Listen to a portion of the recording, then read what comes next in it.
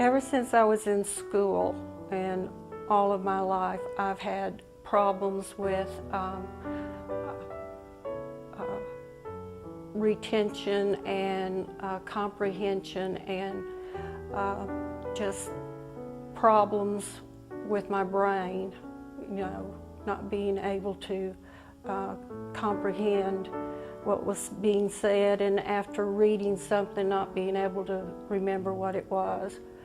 That was the first beginning of problems, but when I was 20 years old, I started having severe pain up under my shoulder blades, in my neck, and in my head. And I started seeking out doctors, and back in the 60s, they knew nothing of fibromyalgia, so they pretty much told me it was all in my head. But they did begin to give me some pain medication, and that was pretty much the beginning of a downward spiral. In 1988, I was finally diagnosed with fibromyalgia, and I went into a pain clinic. And at that time, they didn't know what caused fibromyalgia, so they weren't able to help me either. So when I got out of the pain clinic, I sought out my family doctor, and he started me on opiates and antidepressants because he thought that fibromyalgia was caused by a lack of serotonin in the brain. But my body began to build up tolerance to these drugs, so we went from opiates to narcotics. So over the years, these drugs put me in the bed, and I was in the bed for 10 years. Three things happened to me that put me on the road to health. And the first thing was my baby brother died of pancreatic cancer. And then my only son, who had already graduated from college and was living in Washington, D.C., would come home on weekends, and I would be in the bed and unable to converse. And so I went to him one day and said, "Rob, there's a great barrier between us, and I don't know how to fix it." And he said, "Mom, I know you can't help it. I know you're sick and you have to take these drugs, but we don't have any relationship." And a big tear just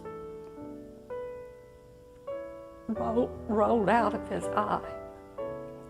And I was determined then that I was going to get well. So the next thing that happened was I got a hold of a book by Jordan Rubin called The Maker's Diet.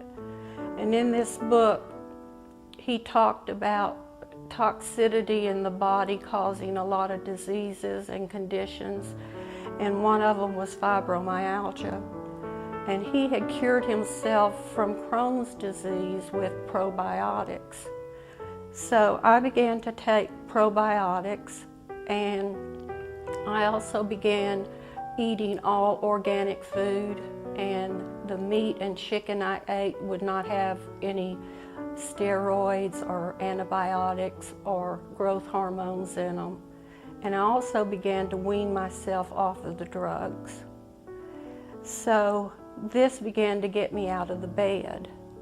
And so I was able to begin to live a normal life, except that I knew I still wasn't well.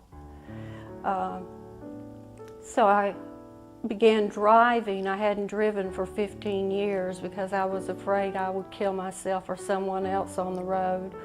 But I was in a health food store one day, and Dr. Buttar's name came up.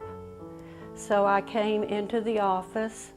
We did the challenge, and sure enough, I had heavy metal toxicity.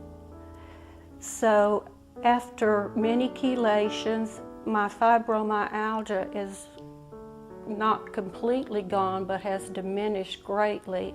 I occasionally will have a flare-up if I'm under quite a bit of stress, but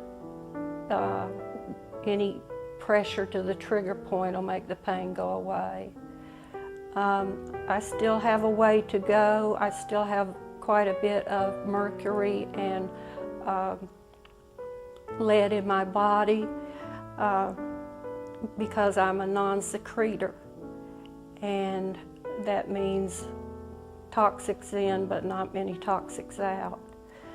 But I'm very grateful to Dr. Buttar and his staff because they have given me hope that I will get well when the medical doctors gave me no hope at all.